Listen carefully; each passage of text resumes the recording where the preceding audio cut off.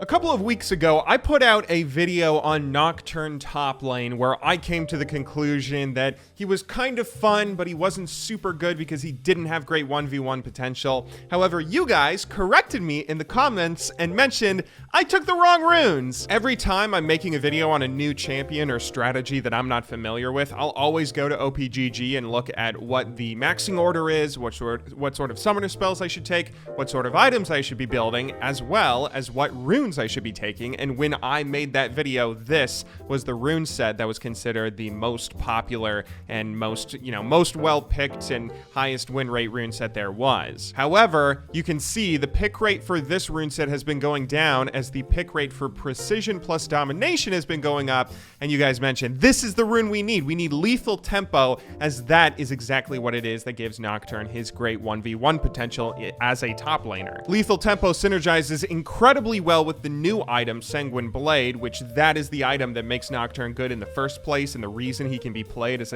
either a top laner or a mid laner now. And so that's what we're going to be doing today. We're just going to remake that video and this time do it all right. We get the Nocturne top lane lock-in up against what looks like either a Ryze or it could be Cho'Gath. Either way, we should be in a pretty good position, and I'm actually going to take Teleport here instead of Ignite. I think I took Ignite for every single game we played in that video the first time we tried out Nocturne top lane, and part of the reason I was taking it was because I felt like I didn't have any 1v1 potential. I needed the extra damage, but with lethal tempo, I think I can afford to take Teleport, which is going to help us a lot more with just scaling in general into the mid and late game.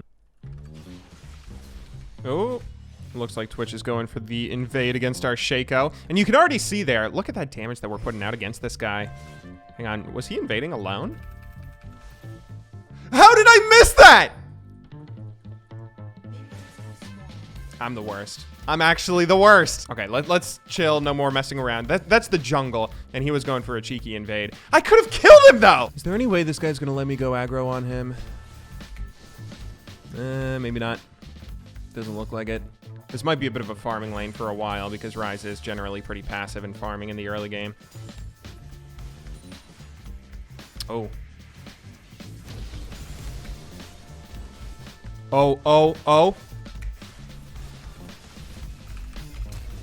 No!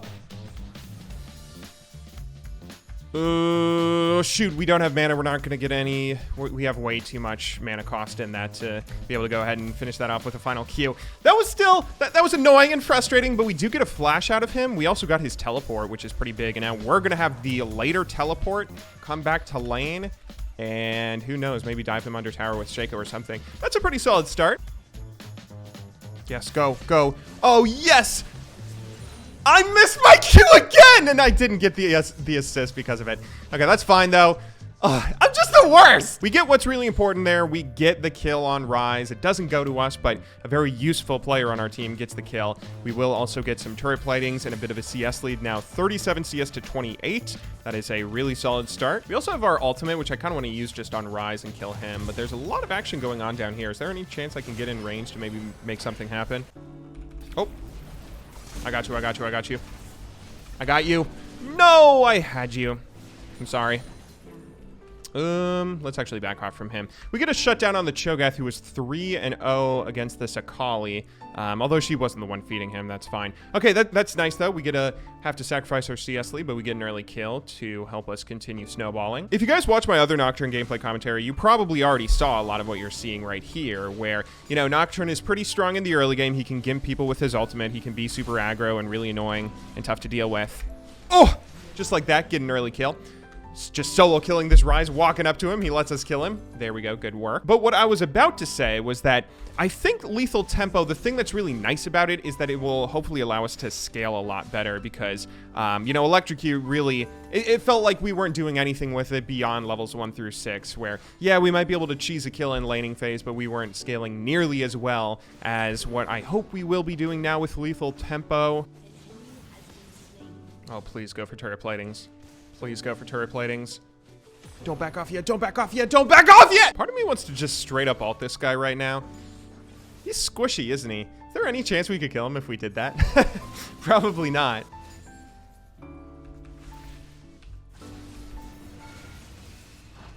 Oh, I can't do that. I can't do that. I'm getting really antsy because this guy's playing so passively, which is what you're supposed to do on Rise, but I want to go and see if we can kill him. He looks so tempting. He's so squishy. You don't actually want to fight, do you?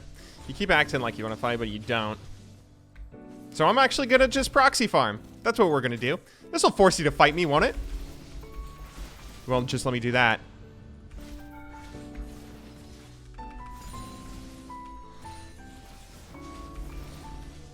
You missed? Oh, not even close! There we go! Okay, we finally punished this dude. You know, if anyone's up here, we're already dead. Let's walk this way, because this might actually be a little bit safer. And then recall. Actually, do we have to recall? We're like 200 gold away from getting our big item.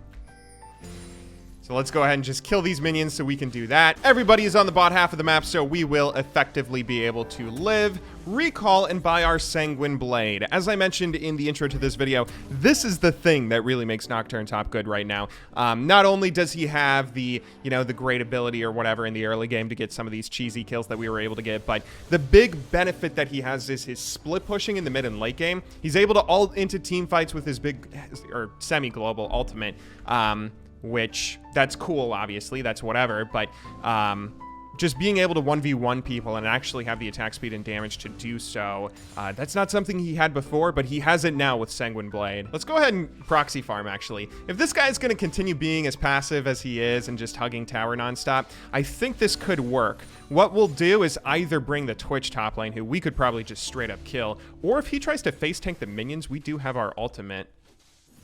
Oh, he's hugging them just right outside tower range. Oh, speak of the devil. There we go. The perfect bait. Shaco being here and everything, too. Oh, careful, G-Bay, don't die. There we go. We live. Although Shaco dies, that's a bit unfortunate. I'm not sure if Rise is ever going to be aggressive in this lane, but we can take ourselves out of this lane and start roaming around being a little bit more useful elsewhere. As we go ahead and take this tower, this is not the first tower because mid lost first tower, but that's okay. Still an important objective. And you know what? Rise has double buff, and that should probably make me scared of him, but that just kind of makes me want it. Oh, I don't have my ultimate quite yet. A few seconds of a cooldown. Oh, Cho'Gath is super low. I don't have to ult that. Is there any kill that we can get afterwards? Like, we could go on this Terrac or on the Twitch. Oh, I barely got that. Oh, perfect. I'm the best League of Legends player that's ever lived. With that, I think we'll probably go ahead and recall and get our second core item, unless Rise is in the mood to die or waste his flash. The second core item that's almost as important as the first, I think, is whenever you play Nocturne top lane, you should almost always go for a Duskblade of Drakthar. That's because this item was changed in the preseason or at some point recently where it no longer gives the ward revealing thing, and instead it gives a 99% slow when you're attacking your opponent after being unseen. So what that means is when we ultimate onto somebody and they did not previously see us, we are going to have a huge slow, so even if they try and flash away from our E ability, it's not going to be able to break the tether, which is obviously very awesome. Hang on. So right now, Rise is top lane. I feel like that means we should take the dragon. Let's go ahead and kill the Jhin. Just kill him really quickly, get unstoppable, and then I could go and just join you guys at Drake, which I probably should be doing. Can we get that, please? Drakes are so important, and it's 1-to-1. Good job. We go ahead and steal that. Rise will take top tower, but that doesn't matter. And if anybody flashes or tries to get away, we can stop that. Kill the Cho. That is nearly an ace, everybody except for Rise. Good job. In spite of some of our foibles, we are now 6-0-1 in total with a 700 gold bounty on our head, so let's try and make sure that we don't die. I think I'm going to go for a Yomu's Ghostblade now for the cooldown reduction, as well as the bonus damage and lethality and movement speed and everything that comes along with that. Nocturne is one of those characters where he's just like straight assassin. You don't build any item other than stuff that's built with long swords. That is it. And, you know, that's something that's normally I don't play those kinds of champions, but I am having quite a bit of fun with Nocturne here. Looks like Akali's getting caught out here by the Cho'Gath. Oh, they're trying to Baron. Oh. You want to do that, Jhin? Okay, there we go. Get another kill. Finish off the Jhin. Oh, and you got the Smite Steal, Shaco. Great job.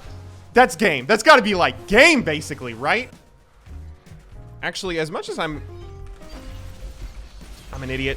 As much as I'm an idiot, I'm an idiot! Oh, if I got my W on Tarek's stun, then I probably would have been able to kill the Twitch, I think. Oh, I got way too cocky there. I'm assuming that this game is over because we're doing phenomenally well. I mean, 7-1-1. The only thing to complain about is our CS, which is mainly because we have to keep recalling after we get a bunch of kills. But our team is having a pretty mediocre game overall, and, I mean, this game is by no means over. Jin right now is like 1-7. But hey, a free kill is a free kill. He's still 222 gold, or 220 gold rather. And, you know, may as well keep on killing him, especially if it's like a 1-for-1 for the Shaco dying. Let's go ahead and see if we can also maybe split push a little bit. Our ultimate is getting on a pretty short cooldown because we took this ultimate hunter, where every time we kill a unique opponent on the enemy team, it decreases our ultimate's cooldown by 4%, which hopefully we'll be able to do some good split pushing and still spam our ultimate quite a bit. Oh. Okay, finish him and just get out of there. Get out of there. Normally, I would love to go and try and kill that Rise, but I don't really believe in your ability to. Just take the 1-for-1 and get out. That allows us to finish the Youmu's, and we're only 25 minutes in. I mean, we're doing a really good job with accelerating our building, and we have 3 completed items at this stage in the game, which is a little exciting. However, I am pretty nervous because I think Nocturne falls off at like the 40-minute mark and then suddenly doesn't win anymore. They're going for Drake, but we just killed that Twitch, so he is not there. Oh, that was great, Bard. Oh, Cho'Gath got it with his ulti. Show yourself. Dude, look at that burst. That burst is amazing. And we go ahead and actually do the W on the Tarek stun, which is really good. And holy moly, Rise, what are you doing? You are really bad. We've kind of let off this Rise and just let him scale. He's been AFK farming while we've been ulting other people on his team. And that might come back to bite us because he has 225 CS, which is pretty solid. But hey, we're 9-2-3. I can't really complain. Uh-oh. Oh, I'm so bad. I'm so bad. I have to remember I don't really have an escape or anything. No movement abilities. And I have to... Like, if I get caught out... I'm everything for our team at the moment, I think. Anyway, we can punish him or, like, do anything. Uh-oh. This is not the team fight that we want. And Baron just came up. They're going to take Baron off this, aren't they? There we go, there we go, there we go, there we go. Okay, I just got a double kill on 2 important targets. Maybe they can't Baron now. Oh, but I'm going to die. I'm going to die, though. Careful, team. I can't really tell, like, is this my fault if we lose this? I don't... You got executed by the Baron? What? Like, it's always pretty difficult for me to tell if, is this my fault if we lose this, or is this Nocturne scaling just something that really falls off? And, you know, I guess we maybe could have done a little bit more in the early game, a little more to try and shut down the Cho'Gath or the Twitch maybe, or even try and shut down Rise more before he got a million tanky items. Yeah, it might be my fault. I'm sure I could have played the game better, but at the same time, the champion might just fall off. Is our team getting caught out? Oh, please don't get caught out. Come on, if we're gonna lose this, at least lose it legit, like 5v5, you know? This is not what I wanted to do. I'm the worst! I'm the worst! I'm trying really hard to carry. I'm not too sure what I'm supposed to build after this. I assume more damage, which is what I'm going for. Go for the GA for the damage and the tankiness. Although it may not matter at this point. Oh, come on. I'm awful.